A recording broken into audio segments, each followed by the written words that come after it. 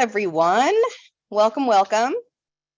As folks are coming in, I'm just going to introduce ourselves. My name is Britt Cloudsdale, and I'm joined by Nathan Ross, and we are on the family support team at AdoptUSKids. And we are so grateful that you are here with us today to talk about how we can better incorporate and elevate those with lived experience in our support services for foster, adoptive, and kinship families. Of course, my dog is barking right now. So as folks are coming in, let's see, how many folks do we have in the room already? I'd love it if folks can put what the temperature was as you guys were waking up this morning. I live in North Carolina. It was colder than I would like this morning. It was in the low 30s for me, and we don't do well with that down south. So Nathan, what was it like for you? Was it bad? 20s for us. 20s. See, that's worse, but we don't get a lot. I'm a ninny when it comes to the cold. So yeah, 30s and ends. Tiffany, I know that you know where we were at this morning. I was cold. I was very cold. So some 30s. Thank you guys. Sorry about my dog. Okay, well, as folks are coming in, I think let's just go ahead and get started. So let's see. So just a couple of housekeeping things, but before we get into the full amount of the webinar here. So this webinar is being recorded and it will be shared publicly on the AdoptUSKids website for professionals. And it'll also be shared with all registrants of this webinar, including yourselves. So don't feel like you have to furiously write anything down. Just sit back and know that you'll get a copy of the recording. You can also submit any questions that you have via the Q&A pod that is in your Zoom control panel. And we also really encourage you to use the chat feature within Zoom to chat with your peers or chat with us. You can chat to hosts and panelists if you're having like a tech issue, like you can't hear or something's going on. But you can also chat with everyone. We encourage you to toggle that down, make sure it goes to chat with everyone, because we know that everybody wants to hear other people's ideas and what everybody is doing in this area. And we want to encourage some peer learning here with that. So we are also going to be using Mentimeter, which folks may or may not have some experience with. And I will put that up here now. So we're at various points during the webinar, we're going to be using Mentimeter to get engagement from you guys. And it kind of allows for anonymous engagement.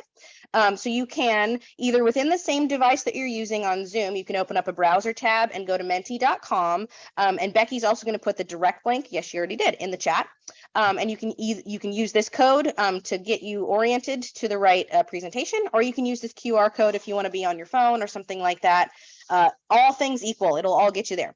And so I'll turn that off. And so we are trying this out. Let us know what you think.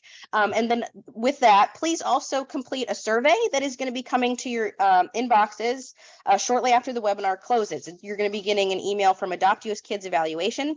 Please take 5 minutes, maybe even less than 5 minutes, to just let us know what you thought of this webinar. We really, really value your feedback. We want to make sure that what we're giving you is what you need. And we want to know what we did right, what we did wrong, all of that stuff. So please, we really love your feedback on anything that we could do on into the future. So very, very hope that you will do that. Very briefly, want to just let you know about who AdoptUSKids is. So AdoptUSKids is a national project of the U.S. Children's Bureau, and we have a two-pronged mission. The first part of the mission is to raise public awareness about the need for foster and adoptive families for children in the public child welfare system. And the second part of the mission is actually what we're here in service of today, and that is to assist U.S. states, territories, and tribes to recruit, engage, develop, and support foster and adoptive families. So Nathan and I are on the AdoptUSKids family support team. We are here in service of the second part of that mission. We have lots and lots of facets of our project. I'm not going to go into all of them, but we have a lot of really great people doing really great work across our project. Okay, so briefly, a couple of goals that we're wanting to hit during this webinar. The first one is that we want to discuss those key considerations that you're going to want to be thinking about as you incorporate those with lived experience into your support programs. We also want to offer you some concrete strategies, concrete suggestions on how those with lived experience could be incorporated into your support programs, and examples of how peer-led support is already being provided across the country, right? That's often what folks want to know, is who's doing this well, how is this working in other places? So we definitely want to provide you with that. And then we want to provide you with strategies specifically on how you can support and elevate those with lived experience at your organization, regardless of the role that you're in. At various points in this, Nathan and I are going to talk about agency leaders and that kind of thing. I want everybody to encourage I want to encourage everyone to think of themselves in whatever role you're in, whatever title you have, as an agency leader, right? Because we can all lead from whatever position we're in. So if I'm saying agency leaders and you're like, oh, that's not me, try and think of yourselves in that regard and think of the ways that you can make things better at your organization for those with lived experience so they can show up more authentically. Okay, so this is to get everybody oriented toward Mentimeter. So if you could please go to menti.com, either within a browser tab or another device if you have your phone handy, and please respond to this prompt. What are you most hoping to learn during today's webinar? What are you most hoping that we'll cover? And as folks are getting oriented here, Nathan and I actually did this workshop during the NAA conference. I don't know if any of y'all were there when we did that. We've definitely made some changes to it, though. It's not the exact same webinar. But so I would love to know if folks were present when we did that. But this is a little bit different. Okay, great. So some folks have responded. So how to appropriately and effectively incorporate my personal adoption identity into professional work. I'm so glad that you brought that up, because that was something that Nathan and I were reflecting on as we were developing this. It was like, we were, as we were developing it, we were thinking more that we were talking directly to people without lived experience so that they could do better in the workplace. And as we were getting some questions from y'all before the webinar, Nathan and I were like, oh, we need to change our lens a little bit and make sure that we're also helping folks that have lived experience, and Nathan can speak directly to that with his lived experience, who are professionals in the child welfare field, and concrete strategies from him and his lived experience on how exactly to do that and how to protect yourself if you're not being supported in your workplace, and if you are experiencing trauma triggers and all of that good stuff. So I appreciate that that's been brought up. A couple of more folks saying learn how to better support foster families and adoptive families as a social worker. Not sure what to expect. Title sounded intriguing. Love to see that as well. I love that. I love going in open mind, open heart. Any information, interstate concerns. Okay, how to best utilize my staff with lived experience. That's awesome. That's awesome. Thank you guys so much for your responses there. So, okay, to get us going, I'm going to talk a little bit to get us framed for this conversation, okay? Because when we're talking about people with lived experience, there's, of course, a broad breadth of people with lived experience. And in this webinar, we're going to be actually more specific in who we're talking about. And so I just wanted to help us frame that conversation here. We wanted to specifically define our scope for this conversation. So for the purposes of this webinar, we are talking about those with lived experience in foster care, kinship care, or adoption as a child. And because this is the lived experience that Nathan comes to us with, right, we are probably going to spend a slight majority of the time talking about this, right? And just by the nature of who he is as a presenter, right? That will be what we spend most of the time talking about. We are also, though, going to be talking about current and former kinship caregivers, current and former foster and adoptive parents. We at NACAC have many foster and adoptive parents and kinship caregivers on staff, and have tremendous amounts of lived experience on staff at various organizations within AdoptUSKids as well. So we will also spend a significant amount of time talking about those with that type of lived experience. One thing that is very important, but that we won't be getting into as significantly today, is talking about incorporating birth parents and with that type of lived experience into your support programming. And the reason we're not talking about them today, and I know this came up when we were doing our workshop, Nathan, was because it is a really important population that we should all be considering as we're doing this work. So we're not talking about them because they're not important. It's very important, but recruiting and supporting birth parents to participate in your support programs for resource families is a very different kind of conversation, and it's a more complicated conversation, and frankly more than we have time to get into. That would be like a whole separate webinar, I think, a whole separate thing to consider, right? So that is why, though a lot of the techniques and strategies that we're going to talk about would work for anybody with any sort of lived experience or trauma history related to the child welfare system, we are not going to specifically talk about birth parents. I just wanted to make sure that folks were aware of that. And I also want to make sure that we make a language note here. So you can see within this slide and the way that I'm speaking, and you'll hear what Nathan is saying later, that I'm saying those with lived experience in foster care, kinship care, or adoption as children. When we talk about those folks, a lot of times we use youth as kind of like a catch-all term or a shorthand term to kind of describe a really broad population of folks, right? But as Nathan can speak to, and what we've heard tremendously from a lot of different folks with lived experience, we are misstepping there when we refer to them as youth. And if we are genuinely talking about youth, like teens and maybe young adults who are under 24, then yes, youth may be appropriate depending on the context. But if we're talking about somebody who's 35 and was in foster care 20 years ago, that could be insulting, right? To talk about them as a youth, like asking that person, hey, will you be on our youth advisory committee? And they're 35 years old with a whole breadth of experience under their belt, and foster care is one aspect of the expertise that they bring to the table. That could be what we've heard from highlighting a lack of power that they have, it kind of undercuts their expertise. So we want to be really intentional with the language that we're using, and we want to encourage everybody to do the same there, right?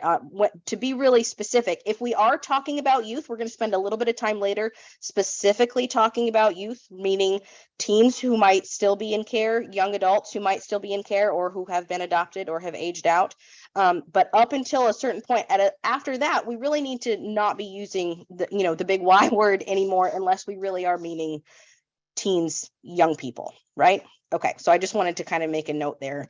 The other, piece that it's also really important to remember that those within these populations are not a monolith, and that their experiences are not interchangeable. Those narratives are not interchangeable. Nathan is going to come to us with his own story and his own experiences, during I don't know if anybody was able to attend the National Adoption Month event in DC or watch the webcast, but Amber Nagorski talked about, she's a professional, a child welfare professional with lived experience in foster care, and she was talking about individualized support, and I really liked that framing, and I think that's a framing that we will keep throughout this, of Nathan talking about his experiences are his experiences, end of sentence. There are applications, of course, through the rest of as you work with various folks with different experiences, but just to try and keep that in mind, that everybody's going to have different needs. It is also really important to recognize the intersections of various marginalized identities when you're talking about folks with lived experience, right? Especially those who have experienced foster care. We know that Black, Indigenous, Latino, and LGBTQ youth are overrepresented in the foster care system.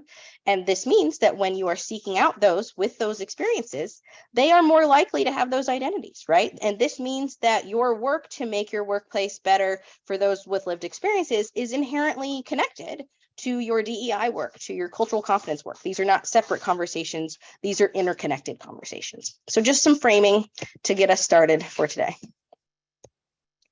Okay, I'm not going to spend too terribly much time on this, because I think that because you guys showed up at this webinar, you know the value that's added when you incorporate those with lived experience into your support programs. But what are we gaining? So the first thing that we're gaining is you're providing, you're really emphasizing that what you're providing is a user-centered experience, right? You're putting those that you serve at the center of your support services, by making sure that those who are providing the services or leading the services, developing the services, that they have the right lived experience from which to lead and provide input. You also gain in the improvement of your support services, and as supports are often more readily received when they are delivered by someone with the same lived experience as those that they are supporting, right? So I could be delivering a training on what being a foster parent is like, right? And to prospective foster families, and I could be getting all of the facts exactly right. I could be saying everything it could be dead on the money, but it's not going to land the same as it would somebody who has lived that and walked the walk, right?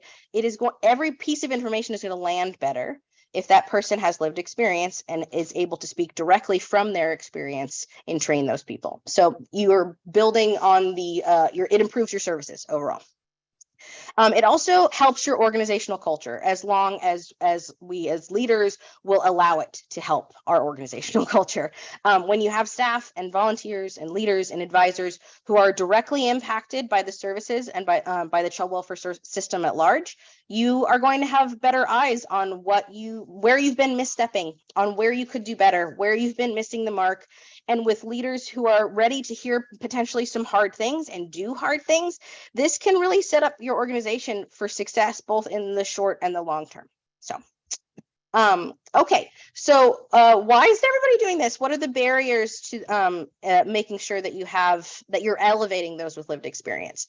As we talk about this, it's important to talk about biases. We're going to talk about biases. And sometimes people get prickly when we talk about biases, but biases exist everywhere and every human being has biases. It's important that we talk about them so that we can start to break them down and start to inspect them and make sure that we're not making decisions based on bias. And we also, I want to be really clear with everybody that when we're talking about these barriers to having folks show up authentically in your organizations, that it is really up to the agency representatives to break down these barriers. It's not the responsibility of those with lived experience to break down their own barriers to participation, right? So the first that comes up is educational or professional bias. And what I mean by that is we tend to prioritize expertise that is earned either from degrees or from work experience. And that experience matters. I'm not saying that throw all of that experience away. That's not what I'm saying at all. And those experiences are important. But we certainly in decision making, as we're hiring folks or deciding who gets promoted or what have you, those things definitely can sometimes be favored at the expense of other types of experiences that people got based on what they lived through, either as youth or as young parents. So if you are wanting to prioritize bringing in folks with lived experience, it's time to assess whether that position that you're hiring for or whatever, if that genuinely needs X degree, right? If they really need a bachelor's degree in order to perform that role well. The answer might be yes, that is something that is needed. And so, okay, that might absolutely be the case, or it might be the case that that role absolutely needs a license. I'm certainly not saying that anybody could practice therapy without a license. Of course not. But are there ways that your organization can help someone with the right lived experience pursue that degree or that licensure, that certification, while already holding that position? Is there a way that your organization, perhaps that's a benefit that your organization could provide, of like educational stipends or support around that? So those are things to be thinking of, excuse me, as you're kind of looking at some of the barriers that folks experience. Excuse me.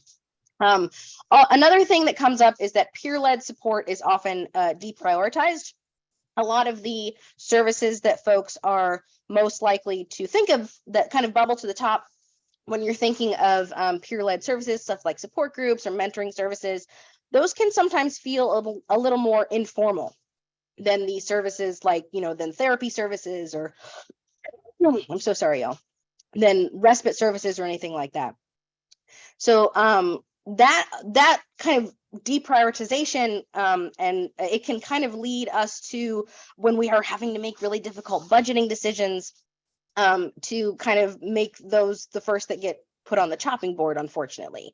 And that's it can lead us to maybe thinking of them more like social opportunities rather than concrete support services that genuinely help a ton of people, right? So that's a barrier. I want to talk about lack of sufficient development and support and lack of compensation kind of all together, because that is the bulk of what this webinar is about, and doing better in those areas. And so some of our best programs often germinate in the hearts and minds of passionate volunteers, right, with lived experience, folks that are saying like, hey, I want to help kids in foster care because I don't want them to have to experience what I experienced, or caregivers saying, I did not have support, or I didn't have the right support. I want to make sure that adoptive parents in my community have that support. And so because some of these fantastic programs, that's where they got their start, that can they're often led by passionate volunteers, right? And we will often assume that those will keep going because of their passion and because of their tenacity and resilience and all of that stuff that they bring to the table. And it can prevent us from actually giving them the proper development and support and compensation that they need and deserve for their work, right? It can also, and lastly, a huge issue is organizations not being prepared or fully prepared to embrace those with lived experience and embrace their expertise that they're bringing to the table, which can cause some inadvertent harm to staff with lived experience. And of course, that can lead to burnout and turnover over time. And that is a great segue for Nathan to talk while I apparently go get some water because I've been coughing. Go ahead. Thanks, Britt. Okay, so we're going to set the stage with how do we ensure that our organization is ready to positively receive people with lived experience. So I'm going to start by sharing just a little bit about my personal experiences. And I also want to say that though I am a professional with lived experience, I also, as I talk through this journey, recognize that I did not even do everything right when I went into a management role and had the responsibility of helping other people, professionals with lived experience, integrate into the child welfare system. But I started out 22 or 23 working in this field kind of by accident. I went to college originally because I wanted to be an actor. And so I spent 3 years in college. And at the same time, in my freshman year, I had the opportunity to start sharing my story, which I never thought that I wanted to do. Being able to have that experience really sparked in me this desire to help and give back, seeing the reactions that other professionals were having and coming up and asking questions. So I continued to do that for several years, moved back home in my early 20s because I was going to be an actor and do all that stuff, got an agent, and then decided that I wanted to make the shift to working in child welfare on a full-time basis. I was very fortunate that my adoptive mom ran a nonprofit organization. And so I was able to go to her and say, I want to start doing this work. And she said, okay, you're hired. So I had a very fortunate experience because I didn't have a degree. And as Britt talked about that educational bias, it would be something that was going to hinder me once I was within the organization, but it wasn't a barrier to me coming into the organization because of the privilege I had that my mother ran the company. So I got in and, at the time, because this was an organization founded for foster and adoptive parents, it was one where there were lots of people with lived experience as caregivers who were working within the organization, providing advocacy and training and other direct service supports to families, but there weren't any services for children and youth.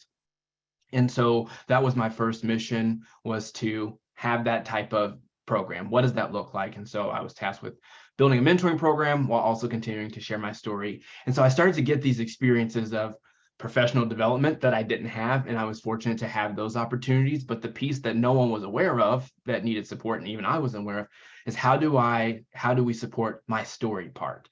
Because with people who don't necessarily have lived experience from foster care, you come into this with a passion, but there is an ability to kind of disconnect from the two. So you can go home sometimes a little easier at the end of the day, and what was work, and what's home life is home life. But for me, what I was finding is that everything that I was putting into these programs that I was developing had connections to the types of support and services that I had while I was in foster care and continuing to tell my story. And so having to navigate, how do I do that? How do I do that most appropriately? I was very young and new to the field. And so when I first started sharing my story, it was the very raw version of how I felt about the system. I didn't have that balanced lens of understanding the behind the scenes, but about understanding bureaucracy, about understanding all the limitations that workers had. And so I had a very, I would say, rough story, which was, received well by people, but it wasn't as great as it could be because I was in still so much of that anger phase of, if the system had done better, I wouldn't have had the experiences I had that led to me coming into foster care. And so I was fortunate that though there was an official training, because my mother was a part of the organization and I had some mentors that came and wrapped around me, they were able to help me navigate how do I, without changing the essence of my story, improve it so that people were able to hear it and then want to take action from it instead of hearing it and getting defensive, and because of that, not moving forward in a way that would help future generations. So I really had to navigate through that for a couple of years. And as I'm building these programs, and the first program again was a mentoring service, and building successful programs, I wasn't managed by my mother because the nepotism already got me the job. And so working with people who were my managers who didn't necessarily have the same lens of incorporating those with lived experience. And I always remember one of my managers, I came to her and went, this successful program, and at the time I was making, I think, $25,000 a year. So not great. Again, I was young, but it's still, I knew I wanted to rise up in the organization and make more money. And I remember talking to her about, oh, I have this program, I've done this, and you're wanting me to develop another one. What does a pay raise look like? And the conversation was longer, but the gist of it was, well, you don't have a degree. And so all of us have degrees here. So without a degree, you're probably not going to move up much. And this is going to be where you're at. And I remember being so frustrated because I had singularly created this service that wasn't in existence and my performance was good. And so I went that day because of how I'm wired and signed up for school because I was so agitated. And so I was like, I'm not going to let that be a barrier. So I went back and I eventually got my undergrad, and then I went and got my graduate degree. But I remember thinking about, well, what about all the lived experience that I'm providing that's helped create these services? At the same time, I had started working with the NACAC team, North American Council on Adoptable Children, and was having opportunities to help build youth speak out teams across the country. And so I was having those experiences that I was incorporating and bringing that work back to my hometown in Kansas City, Missouri. So I was working with other young people to develop their stories and go out and do advocacy. And so a lot of these pieces that I was really excited about and happy to contribute. But even those types of conversations of, well, you're limited because you don't have what typical people in this field have, made it seem like I wasn't as valued, even though I was doing things that were getting recognition across our community. So it was really hard, and something that wasn't intentional. From my supervisor's perspective, this is the right way to do it. You have to have education. I mean, that's how you show that you're reputable. You need professional experiences, years of that, and I was very young. And truthfully, I didn't apply for a position. There wasn't a position that I was applying for. I was given one. And so there were all of these pieces that really kind of melded together and saying, well, yes, this is a job, but is it really a job because you're the son of the boss? And I think that there was a little bit of that was incorporated in there. And so I really felt even more sense of like having to prove that, my story and my experiences were going to be valuable. And eventually that got better for me. And so my time within the organization got better, and people started to see me as a valuable member of the team. But I also was, would remember hearing things like, some 20-something-year-old telling me what to do and things like that, where it's like, okay, well, now not only is it my experience that's not as valuable, but even my age is an issue. And how do I come to a table and say, these are appropriate support services as a person with lived experience in foster care without people judging me based on something I couldn't control, which was, my age. So having to still, do those types of education within my own organization and culture of people who genuinely cared, but they had their own biases because they were professionals and or caregivers. And so they had this mentality of, if you were in foster care, you're a child, and they were all parents. So you're always a child because you were a child at one point in time, and having to remind them that though I was early 20s, I was an adult. I was an adult professional person, and I wanted that respect, and I wanted my expertise to be valued. So over the years, I was given an opportunity to develop another program for young people who were transitioning out of foster care. So these were young adults, 18 to 26. And though there were support services in our community, they weren't as thorough as we wanted them to be. And there wasn't any service that allowed a young person to continue to receive dedicated services from 18 to 26. A lot of things had very different criteria of what you needed before you could come in, how old you had to be to access it, how many times you could access the service. And we wanted something that if the young person wanted it, they could have continued services from 18 to 26. And so we developed that. And as I developed it, I really had in mind that it needed to be led by other professionals with lived expertise. It was a big part for me.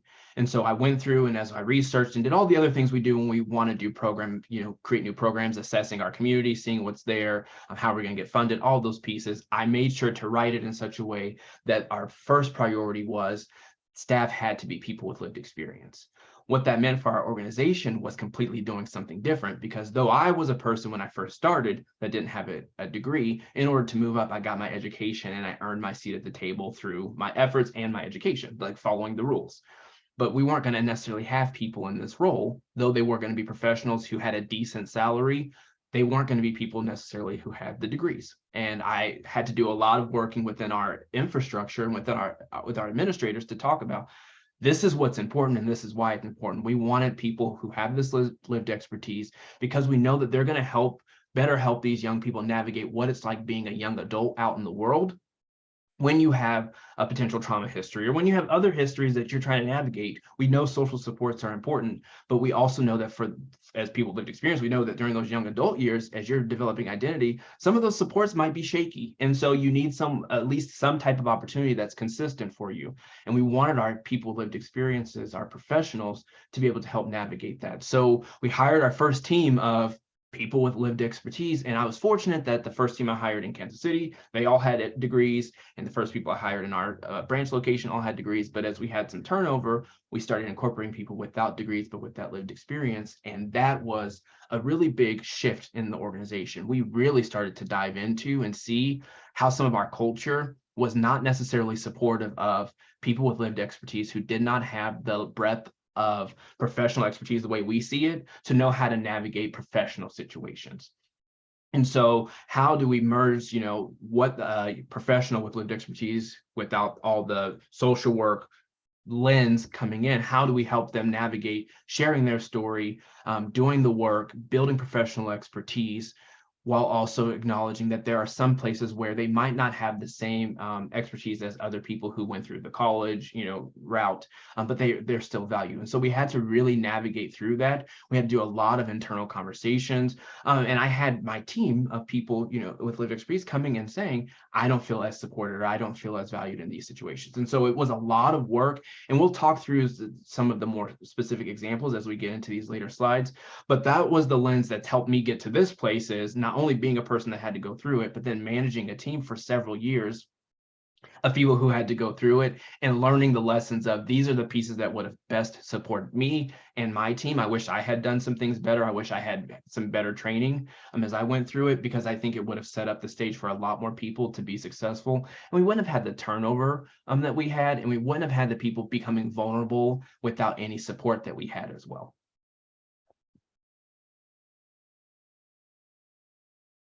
So assessing organizational readiness. And so one of the things, as I talked about, as I explained my own experience, that we want to do is look at, before we go out there, I hope that people are hearing this and like, oh, I can go and I want to bring in people with lived expertise. That's going to be great. But we want to stop before we go into that and ask ourselves these questions.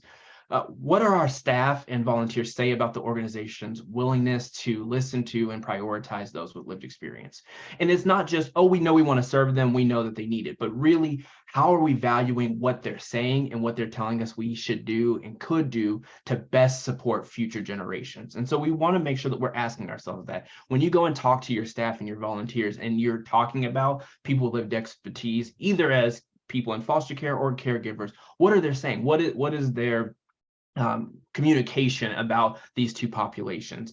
What do the caregivers and young people that we're serving say about our services? How are they, feeling that they're being treated? One of the services that wasn't for me, but we had licensed within the organization I previously worked for, licensed foster and adopted parent. And one of the pieces that was helpful for us is hearing from foster and adopted parents that they didn't like not being represented, not having licensing workers who weren't also foster and adopted parents, especially for our parents of color who didn't have foster and adopted parents of color who could navigate what it looked like to go through a system that sometimes did things that were not culturally or racially sensitive, but they didn't have workers who reflected their needs and understanding. And so having that knowledge made us more aware of how we needed to recruit and the types of people we were looking for as we went through the interview process. And it really made us focus on intentionality as we sought different employees and not doing what status quo. And again, looking at some of the mainstream reasons why we hire people into positions, or some of the, oh, you look like me, you have shared vision and that I do, you have the, shared values that I do, but looking to see, are we being culturally representative and supportive of the people that we're serving? And how is your community or organization perceived in the community you serve? And so it also goes with that.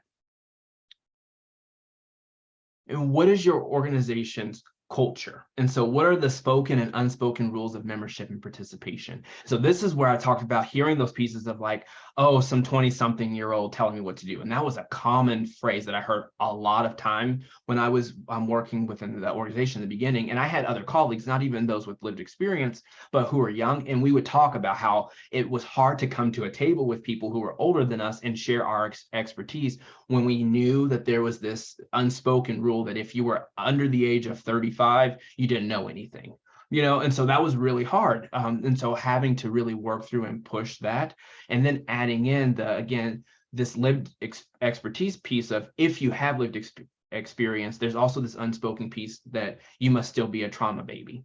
And so, oh, you're still working through stuff. And so I have to either use kid gloves, or maybe you don't really know your opposition is because you're still angry. And so all of these things that we kind of were infused into the culture that discounted what we were saying, because we had, especially in this organization, parents, caregivers who were in leadership positions who were mixing their own views of, you remind me of my kid. And because you remind me of my kid, this is my understanding of who you are and what you bring to the table. And so we really had to work through a lot of those pieces. And so as you're looking through this, how is your organization thinking about that? How do you talk about those who've had experiences? What is your agency's experience with incorporating those with lived experience? Are you having them come in as advisors? And so in my early years, especially, I was always asked, well, we want to do, a quick advisory group. And so will you come in and give us advice? And I would say, yeah, that's great. And then I started learning that advisory groups meant that we can take your opinion if we want to, but we also don't have to. And so I was giving a lot, and then coming back and being like, well, why did nothing change? Well, that really wasn't going to work for us, or this is the reason why this is a barrier. You don't really understand how the system, and all of these pieces that made it seem like, oh, because I'm just in this capacity, it must not have value. And so, as you're looking at this, is that where you find yourself? And that's okay if you're using advisory staff, but what is your then obligation? What is your response to incorporating those with lived experience, what they're saying, into what you're doing? And how are you moving past advisory into places where people with lived experience are making decisions and are being in a position where they can affect change in a very direct way? Yeah, and I really appreciate you bringing all of those points up around kind of those unspoken rules of participation, unspoken rules of belonging.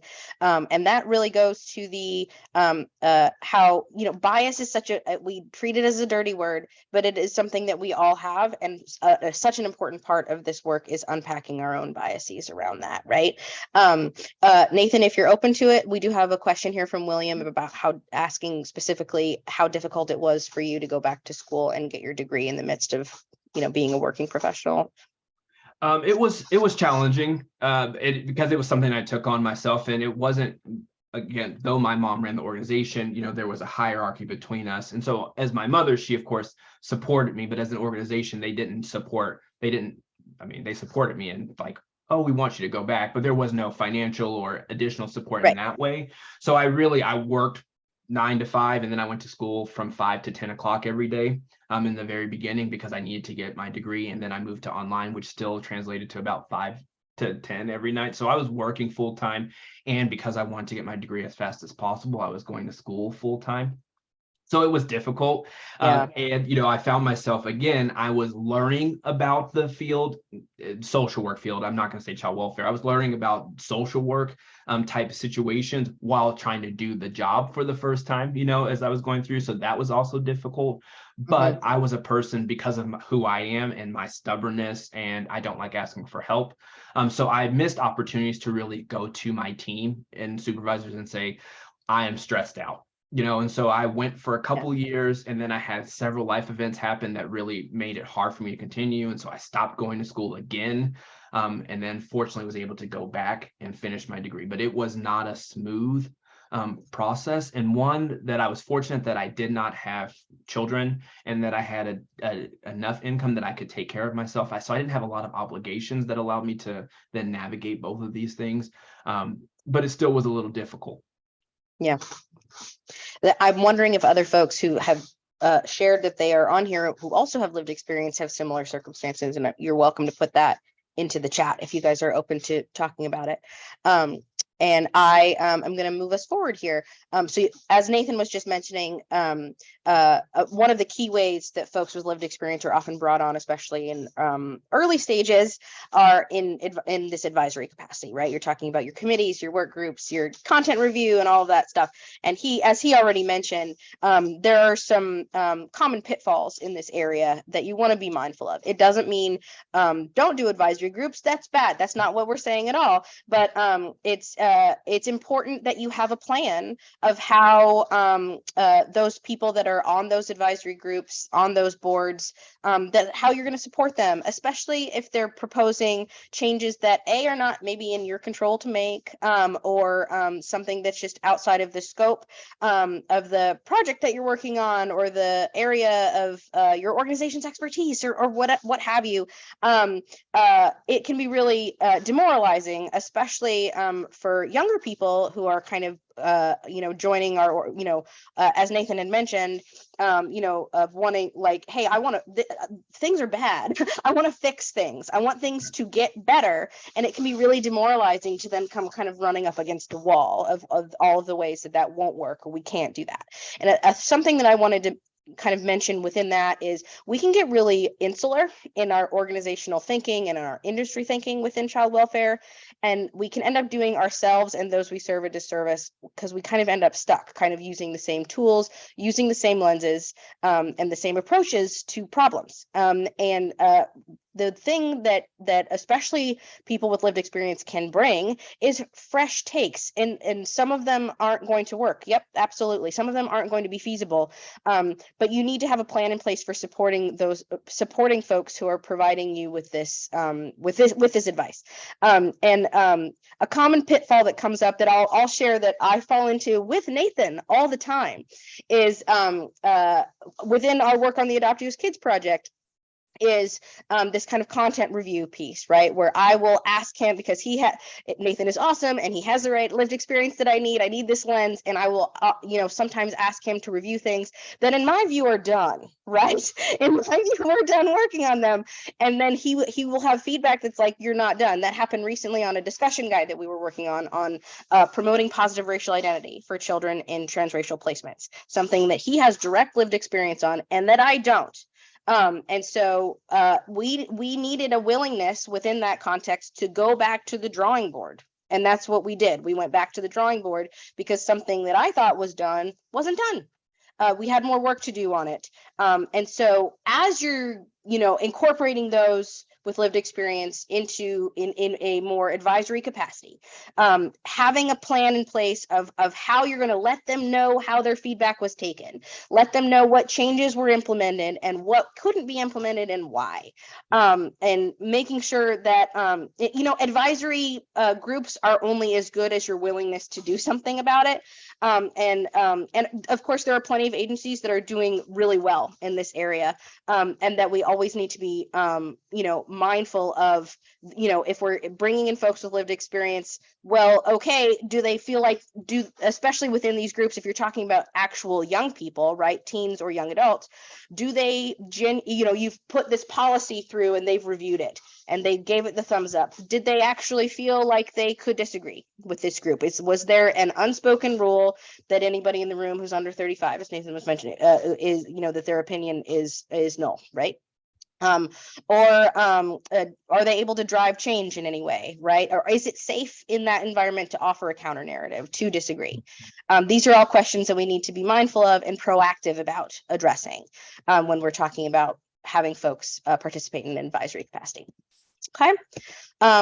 So other ways that folks with lived experience could be incorporated into your programs, existing services. And by this, I mean, services that you're already providing that don't necessarily have a peer-led or peer-involved lens, right? This is your therapy, your respite providers, your navigation assistants. Training is something that we already talked about, and being team members in intensive services. So I mentioned training earlier. As I said, training can be done by anyone, but it lands much better when those with lived experience are actually speaking about their own experience. So, but even within intensive services, right, you can engage those with lived experience on family teams. So Seneca Family of Agencies, they have an adoption and kinship wraparound program. They're an organization in California that's providing various post-permanency support to several counties in California. And they have family teams, right, that include those with lived experience that kind of match the circumstances of the family, right? So if they're serving a family that was formed through kinship care, they would have members on that team that have that lived experience.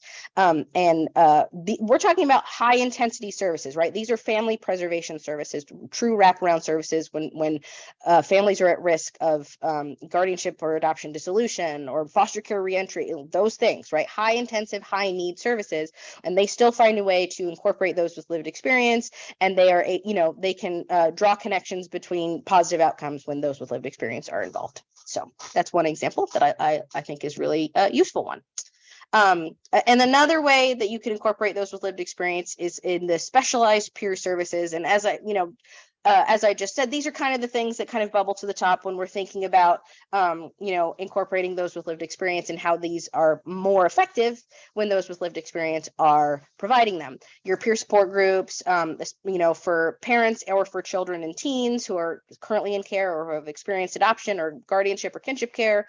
You also have your one-on-one support, your mentors or your buddy programs, stuff like that. There are several organizations that are doing a great job with this. With any of this, it's really important to think about how you are supporting those that are doing this work.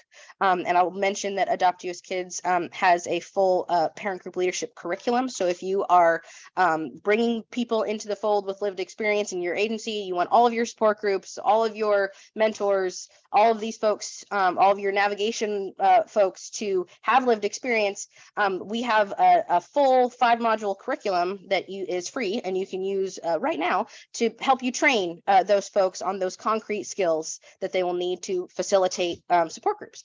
So that is something that you always need to be thinking about. So NACAC is the organization is a member of AdoptUSKids, and that's where Nathan and I work. NACAC also does post-adoption support in Minnesota, and they have peer support services across the state of Minnesota, and all of those are peer-led. And that is a priority of the organization. Ampersand is another organization in Minnesota as well.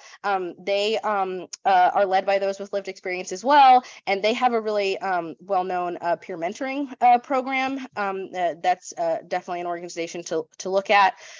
There's also an organization in North Carolina specific to the children and teens groups. It's called Strong Able Youth Speaking Out, or SAYSO. Any of my North Carolina folks probably, SAYSO is very well known in North Carolina. But they so they are genuinely youth led, and is specifically for 14 to 26-year-olds who either are in foster care or who have experienced foster care in the past. It's a fantastic organization that supports other organizations who have a need for those with lived experience, but that need them to be leadership trained or trained in specific skills, right? So that was used, SAYSO was used as a model for various other, family council groups within North Carolina. It's a really awesome group. So point being, this can be done in a lot of different ways and in ways that best suit your agency. So even if you're not doing support groups, there are lots of ways that you could do this.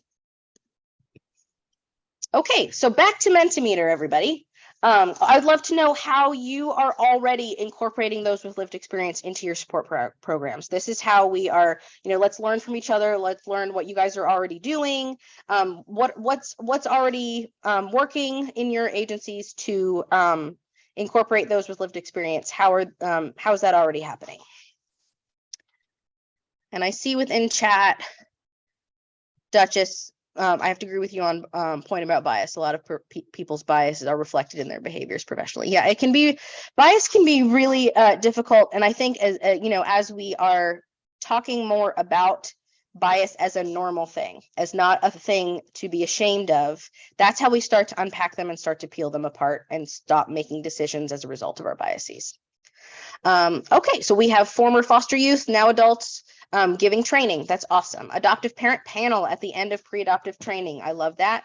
We have staff with lived experience on all levels of our program. That's awesome. We use foster parents as trauma coaches. Ooh, to support foster parents. It's going to scroll. There we go. I'm interested to know what trauma coaches is. That's an awesome term. Parent-led groups. How do we find oh, that's a good question. How do we find those with lived experience? Nathan, you want to take that? So I was fortunate that in Kansas City, where I live, we have a very big network of foster and adoptive parents. It's called the Loop. And so anytime there's communication within our greater Kansas City community about information, an email can go out and it gets to hundreds of foster and adoptive families. And then, so that was one of the ways as we were looking to identify people with lived experience that we wanted in the program that I was running. We used our connections to our foster and adoptive families and said, these are the people we're looking for. This is the criteria. We were very clear about, education requirements, because we knew that with the statistics of young adults from foster care going to college, that with it being low, that was going to be a hindrance for some people, and we didn't want it to be.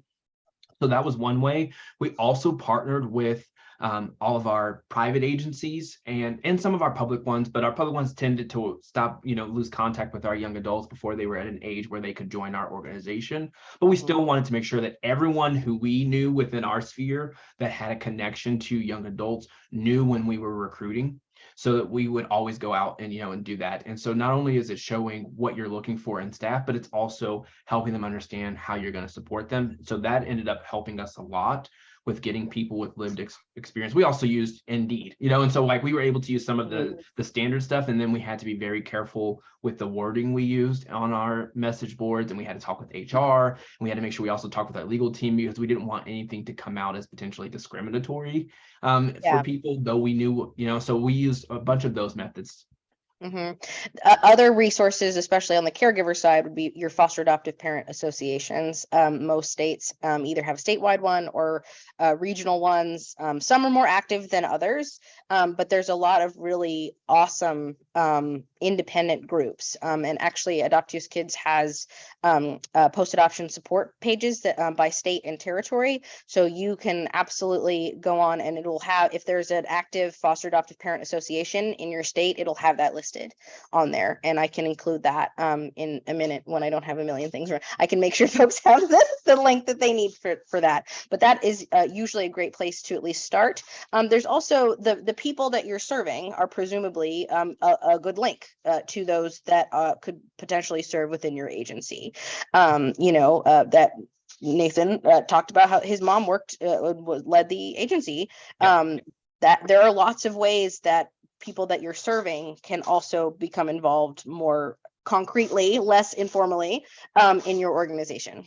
Yeah, most of the caregivers, most of the people who ended up working for that organization, I mean, it's even the same, I think, with NACAC, have had some experience working or receiving a service from it or benefit from it if they have that lived experience. And so that always becomes a helpful recruiting tool, or advisory boards, if you know of those. Those can also be helpful. Yeah. Awesome. Thanks, y'all. Okay, Nathan, back to you. All right. So traits of an effective peer support provider. So as I talked about earlier, and we talked about, a little bit there, when we want to bring in people with lived expertise, we want to make sure that we are providing them with the support they need to be successful. And so as we go through these effective traits, I want to make sure to start with saying it doesn't mean that if someone doesn't have these things coming in that they're a no-go. This helps you understand where additional training can be boosted if they have some other qualities that you really are looking for that would be beneficial for the population you're serving. So knowledgeable on core issues in foster care and adoption is, of course, an important one as you're working in this field, and one that we kind of take for granted with people with lived expertise, and assuming that they have the breadth of knowledge about core issues in foster care. And so I had my experiences and I had my worldview based on my experiences when I first came into the system, but I did not know a lot of the technical pieces that come with foster care and adoption. I didn't know the statute of limitations. I didn't know what TPR was, termination of parental rights. I didn't have any understanding of that. The laws that dictated what workers could and couldn't do. And so I had to get a lot of training on what those core issues were. Fortunately, because I had my experience and I had the ability to help design and implement programs, I still had value, even though I didn't have that, and I was willing to learn. And so that helped with that piece. But it would have given me an even bigger boost as I very first started in this program. And it was something that I had to then instill into all of the staff that I brought on who didn't have previous child welfare professional experience prior to working with us. Being connected to the community is, of course, very important, and that's where that lived expertise really comes in. And that was something that I valued probably the most in those traits, is they had an understanding of what it was like to be a member in the service group that we were providing support for, because that type of mentality would keep, even though it comes with challenges, it would keep it in their mind of why what they're doing was beneficial and how to look for opportunities to either enhance it or to make changes that were going to be appropriate. Understanding their experience is not universal is a very good trait, and it's one that, again, I had to learn kind of the hard way. My first few speaking engagements, it was all about, this is how the system is wrong and this is what they should do better. And every young person that comes into care has to have had the same experience that I had. And then I found out that I was actually very lucky and had an atypical experience. I was, came in at 10 with my sister and brother, and we all stayed together, and we all would have been adopted together had my brother chosen that route. And so I had a very short foster care experience. I had one foster home before I moved into my adoptive home. My foster parents stayed involved with me my entire life so far. I had the same caseworker, lawyer. And so I had all of these things that made me think that this is what foster care was, that I had to learn that was not the experience for a lot of people. And learning that then helped me better support other types of kids who are coming through, and they were kids because that's who we're supporting, coming through the foster care system. Being skilled in strategic sharing is really important. I used to give the full raw version of my story with all the gory details, and honestly providing unintentional trauma to other people, because I was just sharing, this is what happened to me, and I wanted people to know, if these things happen, this is how it affects kids. And I wasn't taking into account who was in the audience and the fact that there were other people with lived expertise who would be in my audience sometimes. And so I was triggering them on situations without being, intentional. And so I had to get really good at what makes sense to share based on what I'm being asked to talk about or to train on or to provide expertise on. Helping them, being able to maintain boundaries and having process their own trauma and understanding their triggers are very important pieces. A lot of this, I went through a lot of my development in my young adulthood, because I did a lot of suppression before I was a young adult. And so as I'm navigating my own identity, I'm doing this work, and that created opportunities for a lot of these trauma triggers to come up that I didn't realize were still triggers. And I didn't have at the beginning the necessary supports because of again, my own personality of not wanting to seek help. I didn't have a lot of people who could reach out and say, I could say, hey, look, I'm being triggered by this. What do I do? So I learned it for myself and was then able to incorporate that when I then hired peers who had lived experience, but I missed it for myself. And so it's very important as you're looking to bring in people lived experience, especially if they were lived experience in foster care, that they have an understanding of what trauma factors do you have? How does that present itself when you're triggered by it? And then what can I do to support you through it?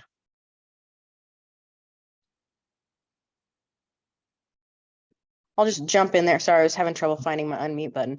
I think an important context for this is these are important traits to look for in somebody, but they're also traits that you can help people gain, right? Like they're not something that you're not good at maintaining boundaries, and therefore you're not a good candidate for this role or whatever. These are things that you could help people gain. Exactly. You could make sure that that you're giving everybody training on strategic sharing. Like Guadalupe was just saying, strategic sharing is something that we all need help with. Yes. And it could, benefits all of us in helping professions. Yes. And I think that that's a really important, and, the whole maintaining boundaries thing, is anybody really, really great at that? Because I'm certainly not. And I think that, these are skills that we need to recognize when people like, oh, they would be a good candidate for this or good candidate for the speaking role or whatever. But these are also things that we could all be building within this population. Absolutely. Because I always, the couple of stories that I always tell, one, when I was working with young adults who were transitioning, I grew up with food insecurity. And so that was one of the ways that we were punished. And so I'm very, very sensitive to people not having food to eat. And I didn't realize how sensitive I was until I started doing this work. So I had young people who would come to us and say, I'm starving, I don't have any food. And my immediate response to my team was, go and get them food. I drop what you're doing. I don't care what you're doing. Go and get them food. Which sounds fine. It's like, oh, that's appropriate. But what I wasn't taking into account is that my team was working with them on accessing the resources in their community so they didn't have to go without food. And so I was missing the opportunities for learning and development because I was being triggered by something that happened to me. And so it was beneficial that I worked on a team where I valued input and challenge from anyone. It didn't matter what the hierarchy was, because they were able to stop and say, no, Nathan, come on now, let me do my job. I understand this as well. This is what we're doing. And so having that understanding of, oh crap, yep, okay, I need to take that in. I need to sit with that and realize that this is something I'm working on and not to push it on my staff and then the clients we're serving. Right.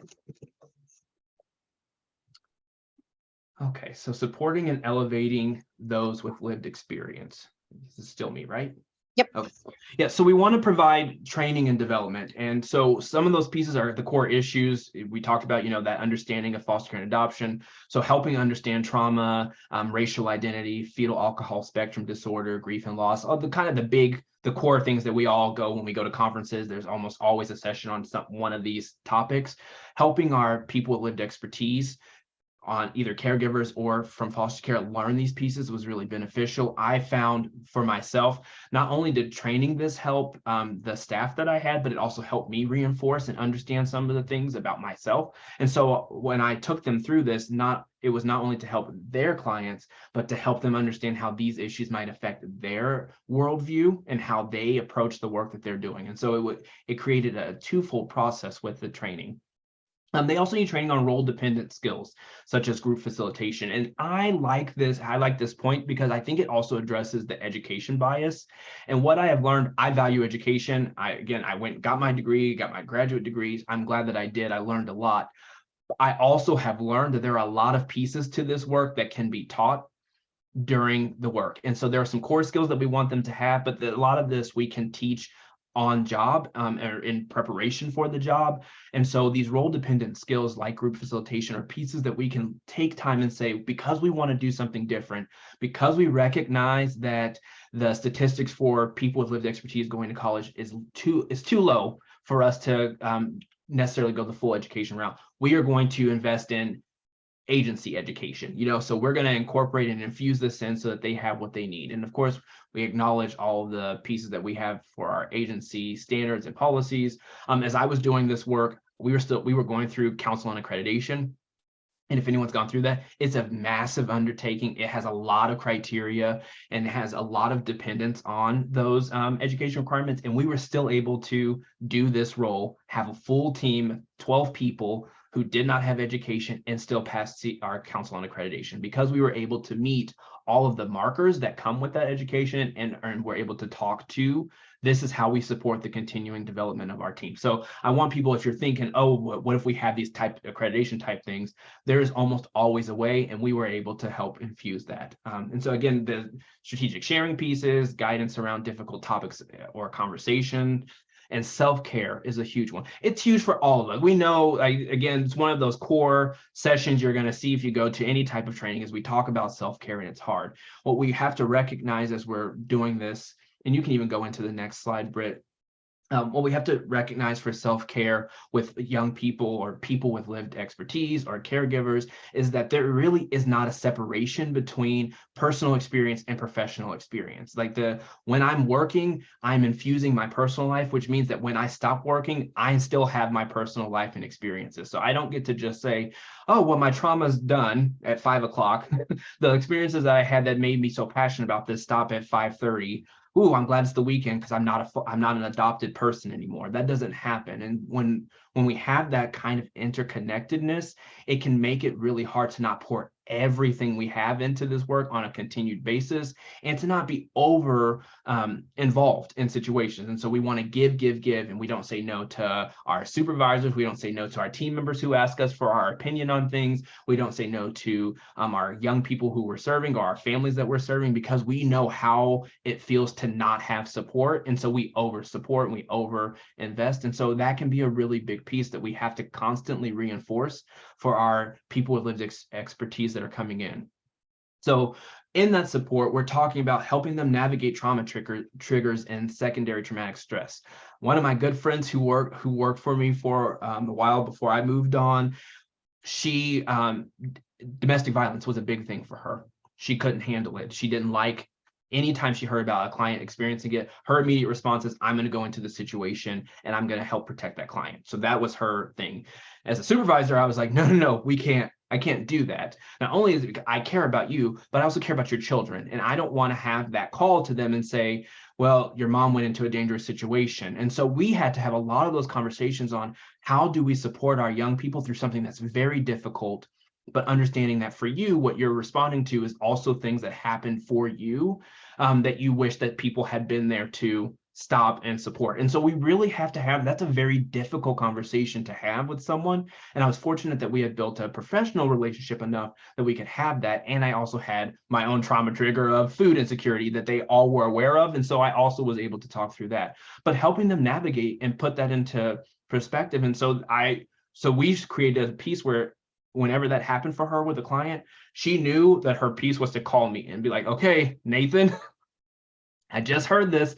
Stop me from getting in the car, and that was okay. I didn't punish her. I didn't mark her down on her professional development and say, we've talked about this. How is this still an issue? That was not a thing, because I understood where it was coming from. And I knew that this is how I could support her and acknowledge where she was at without allowing her to go out into a dangerous situation.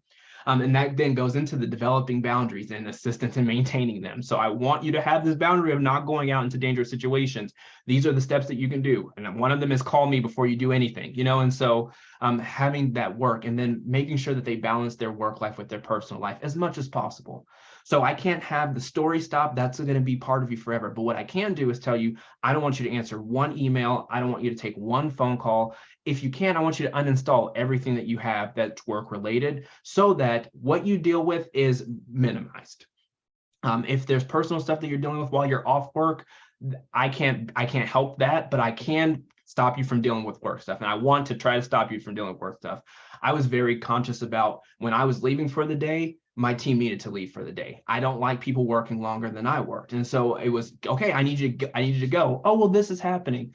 If it's not something that's an emergency, which I would then stay and help you with, I need you to go home. We are not doing that. So that we're being very intentional about some of these things. And I know it's hard to say on a platform with people who care. Some of the things are going to have to wait. We can't save everyone, and it's not our call to save everyone. And so sometimes we have to acknowledge these things are going to have to wait until the morning, because my care also matters and my well-being also matters. And so we have to support that way. We can't just say, we promote self-care, we want you to take time off. Sometimes we have to enforce it, and we definitely have to model it so that our people with expertise know that is the expectation, and it's an okay expectation to have.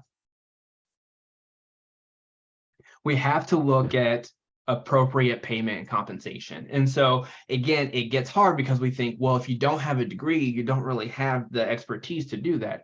If I'm hiring someone in at a position that I say, I value your professional expertise, then they need professional compensation. And so we can't do, oh, I'm going to take everything from you and just give you Amazon gift cards. Amazon gift cards work in some capacities, but I can tell you, doing this work for so long, that I hear a lot from my colleagues and other young people, young adults coming into this. They're like, I'm tired of getting the gift card. I want a professional pay. I'm taking time off of work. I'm avoiding missing other opportunities.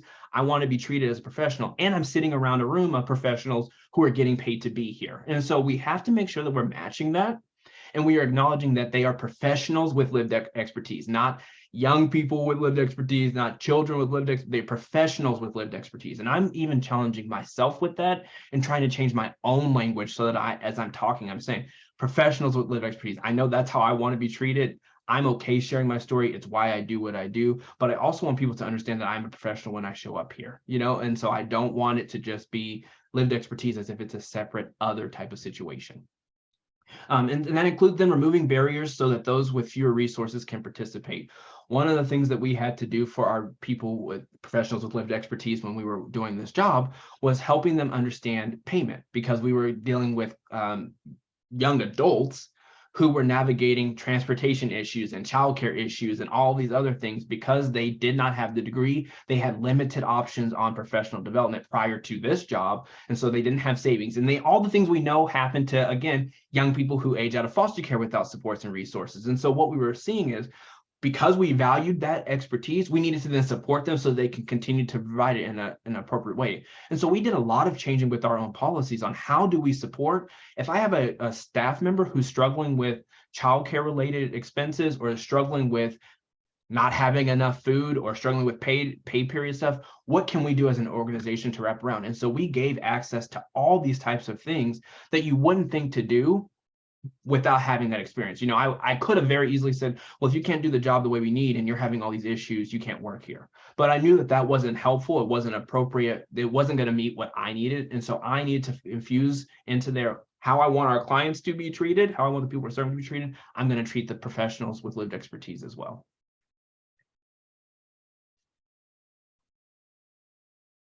Sorry, mute button again. Something related to the don't overburden thing here. And so I'll share that I feel myself doing that or falling into that trap with Nathan all the time because it can be really difficult when you have this person on your team who has the right lens that you need, who who has the lived expertise to tell you what you're doing wrong. It can be really difficult to not want to run absolutely everything by them that you're doing, right? And then you end up unintentionally overburdening them and unintentionally contributing to them having too high of a workload, or them having trouble maintaining boundaries, or that kind of thing. I'm not saying that Nathan is doing that, but I'm saying it's very easy to from my perspective as somebody without lived experience, where I'm like, ooh, I'm so excited that I have access to this now. That's definitely something to be mindful of as folks are adding folks to their roster. Thank you for bringing that up, because I will say that one of the things that makes it beneficial to do this work right now, I've been fortunate in my career that this has been the case for me, but especially right now working with the AdoptUSKids team, but as a NACAC employee, it's being able to go to people and say, in this conversation, our executive director's on here, this conversation just happened of, hey, I'm getting kind of burned out. I'm sharing my story, and it's all the things that I wanted to do. I was not forced to, but I was uncomfortable saying no to something, because I felt like even after doing this for so long and training people and working with people with lived expertise, I still fall into this, well, I should, because it's the right thing to do. And I think that that's what everyone needs. And so being able to have a team, a supervisor, an administrative team, and peers that say, oh yeah, that's okay, you don't need to do it. Like, this is the scope of your job. These pieces are helpful, but we don't want you to have to do that at the expense of yourself and your sanity. And so that was very uplifting, and something I try to then reinforce with anyone that has lived expertise that's on here or in the future. You need to be able to be in a place that can accept a no answer at certain circumstances. And so that's not saying no to all aspects of your job, but being able to say no to the parts that require you to be vulnerable, where other people in the organization don't have to be, and having the comfort of being able to do that. I think that that's an indicator of a good place to be, that's going to nurture you and value your expertise. Well said. Okay, back to Mentimeter, everybody. We have about 20 minutes left. So what are different considerations as we are talking about supporting young people, actual youth, like either those that are still in foster care, that they're teenagers, or young adults who are still in foster care through age 21, or those who very recently exited care? What are different considerations that you need to be mindful of when you're actually talking about youth with lived experience, as opposed to caregivers with lived experience, or people like Nathan who are no longer youth? No offense, Nathan. No, that's okay. I've been working for this. right before, and it just happened that you're not anymore. But what are some other considerations that folks need to be mindful of when you're talking about actual children? In some instances, they're actually children. Their trauma. Yep, absolutely. And the fact that trauma, that they are going to have to reprocess their trauma at every developmental stage. If we're talking about a young person who's 16, 17, 18 years old, their prefrontal cortex is not done cooking. And they're going to have to keep reprocessing it. And so you need to be mindful of that and supportive of that. Their ability to access secondary education or further, yep, exactly what Nathan was talking about. Ability to access education is going to be limited. Privacy and allowing them to share what they're comfortable with. That's a big one. And that's one that I am going to hit on here in a minute. It's important, I think, to be direct in saying you do not owe everybody your story. You are here because of your lived expertise, that we want your lens, but you do not owe everybody in the office or everybody on this training or everybody in this particular room your story, right? That is not what you're not here to trauma dump. And, like, that's not something that we expect of you, right? And we also don't expect you to hurt yourself in the process of serving this job, in the process of serving this role. So that's really important. Empowering, enter to pause scroll. Okay. Empower and guide them to access their stuff. I'm learning Mentimeter. We're figuring it out. But yeah, these are all, empower and guide them to access their own mental health services. Yep. Access to technology and materials, individual debriefs and check-ins. Yes. Going back to what Amber had said at the NAM event around individualized support, it's about listening to what they need. And a lot of times when you're talking about young people that are still in foster care, you also need to be mindful of the fact that they might still be in the custody of public agency. Right. So there's also lots of other complications when it comes to actually working with capital Y youth. Right. But that doesn't mean you don't do it. But these are things that you need to be thinking about. Okay, thanks, guys. So this is, again, in the context of youth, actual youth. And this is my poorly recreated version of an actually helpful tool that Becky is going to share in the comments just here. There you go. Thank you, Becky. But this is a youth engagement ladder, and it is from the Texas Network of Youth Services. And I believe the QICEY project was using this as a way to, when they're going through their youth engagement and looking at what that looks like. So what this is it's describing different areas of youth engagement. And as you can see, we don't want to be towards the bottom. We don't want to be in the stuff that's in gray. We don't want youth to be decoration. We don't want youth to be tokens in our work. And then as you go up the ladder, it becomes where youth have more decision-making power, more leadership. But the point of the ladder is not to say, oh, get to the top and you win youth engagement. It's to say, okay, well, these are lots of ways that youth could be engaged in your agency. I think it is mostly, there are plenty of services where you can't possibly get all the way up to organizing and governing, where you're not going to have a public agency, certainly, or an agency that's in contract with a public agency, be genuinely youth organized and governed. That's not how that works, right? Like that's not going to be possible. But there certainly could be aspects of that program that are organized and governed by youth. Like you mentioned in the comments of like the Youth Ambassadors program and the Strong Able Youth Speaking Out. There are aspects of programs where you could have more of that, where the youth are actually leading and in charge of various parts of your programming. But I think the real piece of this that can be helpful is to help your agency who may be doing what feels like a good job with youth engagement, and to maybe take an introspective look at that and say, okay, we think we are our youth initiated partnership. We think that this is what we have, but actually in this description, it actually fits more along the lines of an informed dialogue. If we want to move it up the ladder, if we want to get closer to where we are genuinely giving or allowing youth to lead in this endeavor, how do we do that? How are ways that we can move farther up the ladder? So I think that's largely what this ladder is helpful in getting folks to kind of recognize where they are succeeding and maybe where they're not. So as I mentioned, Becky put a more detailed ladder in the comments here. Okay, so with this, let's talk about the difference in supporting caregivers versus supporting those who were in care. We spent most of the time, as I mentioned, because of the nature of Nathan's lived experience, we spent most of our time talking about those with lived experience in foster care, but it is very different, and there are different considerations when you're talking about different populations of folks, right? If you're talking about relative caregivers, that's different versus foster and adoptive parents versus those with lived experience who are over 30 versus those who are actually early teenagers, right? They all require something a little bit different. With some important exceptions, caregivers largely chose to foster or adopt, right? Certainly in many instances with kinship caregivers, especially, they may not have chosen this. This is part of a family crisis for them. But children and teens who experience foster care and adoption and kinship care and guardianship, they did not choose this, right?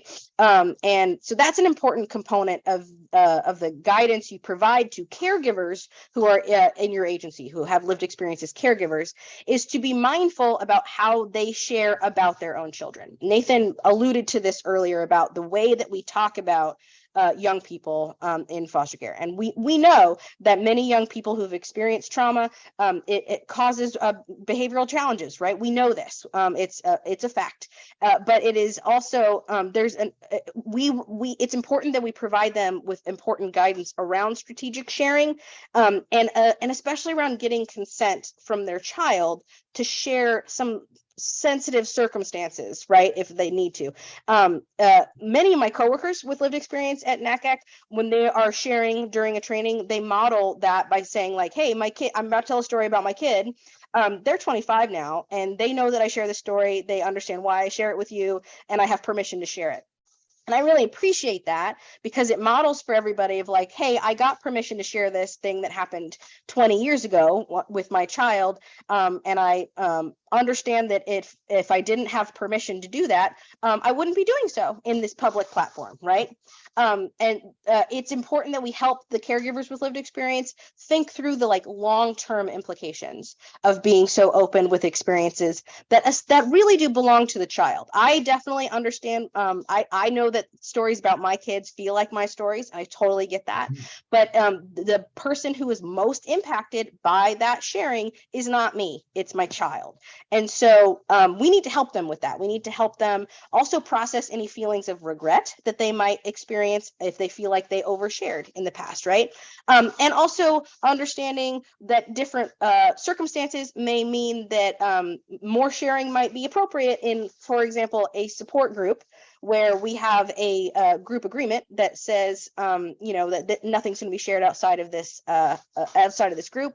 I'm going to share this strategically, right? That I struggled with this with my daughter because you are struggling with this too, and we can share that together in a more open way. But me on a platform like this saying that would maybe not be appropriate to share the exact same story. So you'll need to help caregivers, especially if you're having caregivers and those with lived experience on staff together, as we have at NACAC and as Nathan was talking about at his previous agency, that it'll be really important to consider all the dynamics with that. This is a matter of not if, but when you have competing priorities, right? When you have many people with their various types of lived experience, what happens when they have different views and when they disagree, when they have different opinions about how to move forward as an agency or what position to take. But it's really important for us to play the role of making sure that everybody understands that both viewpoints are valid, and to help each party kind of shape and refine their perspective based on the other person's perspective, right? Multiple things can be true. It can be true that children who've experienced trauma have significant behavioral challenges. And it is true that we need to talk positively and not negatively about children in care. Both of those things are true, right? And at the end of the day, it's important that we consider who is most marginalized and most likely to be harmed. And that is most often going to be the child. So a lot of times that is an important thing to make sure that everybody kind of recenters around the child in question. Power dynamics. We've alluded to this throughout, and I know we are running out of time here, and I don't want to give short shrift to this, but here we are. Okay, power dynamics matter a lot. So in order to incorporate those with lived experience, we really need to consider how folks are able to show up authentically within our organizations. Too often, folks with lived experience are expected to conform to existing norms and bend to the ways that things have always been done. And in doing that, they end up having to sacrifice an authentic part of themselves, which is, again, a recipe for burnout and turnover. It also prevents our organizations from benefiting from their experience. Michelle Seymour, who is a alum of the Minority Professional Leadership Development Program at AdoptUSKids, did her action research project on moral injury, and Becky just put the link to that in the chat. And that talks specifically about how people of color in the child welfare field experience moral injury as a function of working within this system, and therefore are less able to show up authentically, and also end up hurting their sense of self and within the context of their work. It's really, really interesting stuff, especially for me as a white person who is able to show up authentically in most circumstances at work without consequence. It's important that I'm thinking about that as I'm engaging with folks with lived experience and folks of color, of course, but also anybody in our organizations. We always need to be thinking about who holds authority in this room, and how does authority change depending on the context, and how could I improve the ability of folks with lived experience to show up authentically without causing harm to themselves. Who holds marginalized identities? How are all of those interconnecting together? I'm not saying that all of these questions are easy to answer, but I'm saying that these are things that we need to consider as we are wanting to prioritize having folks with lived experience at the table. It's also always important to think about how those with less power speak safely, as we were alluding to earlier with our advisory groups. That's always an important aspect of this. So with that, I'm going to kind of scooch through this kind of quickly, Nathan. Okay.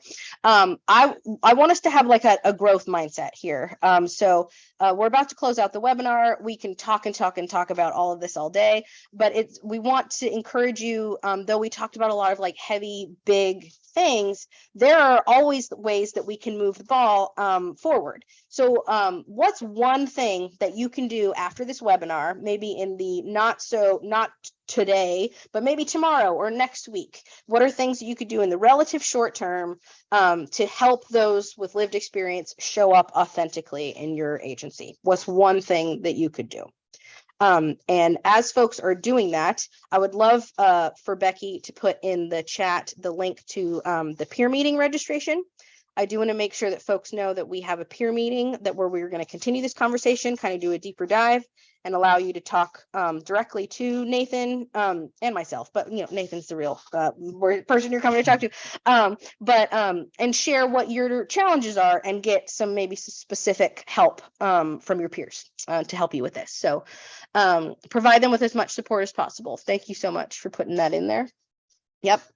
Something that I think is useful, always encourage. Yes. Something that any of us could do immediately is just kind of, as we've been talking about throughout, inspecting our biases, right? And not treating biases as a dirty word, and saying, hey, is my bias impacting my ability to see the whole picture, or is it impacting my decision making? That is always a helpful thing, and that will help everybody, right? Make more of an effort to listen to younger employees of different backgrounds about their ideas and thoughts. I love that. That's fantastic. I love that so much. Okay. Oh, begin the conversation and normalize lived experience by sharing my own. Yes, I love that. I love that. Kind of being the change for yourself. I appreciate that. And listen carefully to what it is that they want to share. Yeah. Awesome. Thank you, everybody. Again, join us for this for a peer meeting that we are having on December 13th. I'm gonna make sure that everybody has an opportunity to have reviewed the recording of this. We already have several folks registered for the peer meeting, but please, if you haven't already, please register, and we'll get you some system specific help from your peers. We don't have a ton of time for questions. I'll ask one that came in before the webinar to you, Nathan, and that is how this person was talking about how they have some folks with lived experience who rarely talk at their agency, and was wanting some help to kind of make sure that they are in a space where they can talk. Do you have any advice on helping them with that? Yeah, and trying to give a quick answer for that. I think one of the things I would do is see if you could bring in, if you don't already have, someone with lived experience and a professional experience as well, that could maybe have a conversation with them about what is it that's preventing them from talking? I mean, I would want to dive more into this. So I'm making a bunch of assumptions in my answer right now. So assuming it's something that they might want to talk about, but feel some pressure against doing. I know when we were having a similar issue in the beginning of my work, we had a private conversation with the group of people with expertise and talked about what were some of the barriers that they were facing. And it was very helpful because it kept it a safe environment for them while giving very concrete things that we could do to help make it a better environment.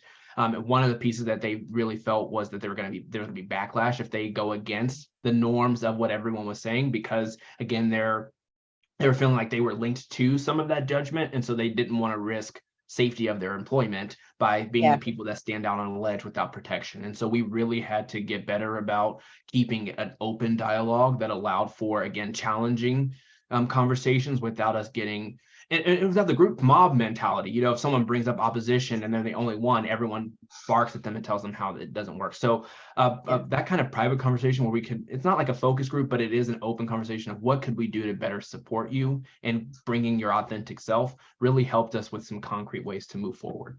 Yeah.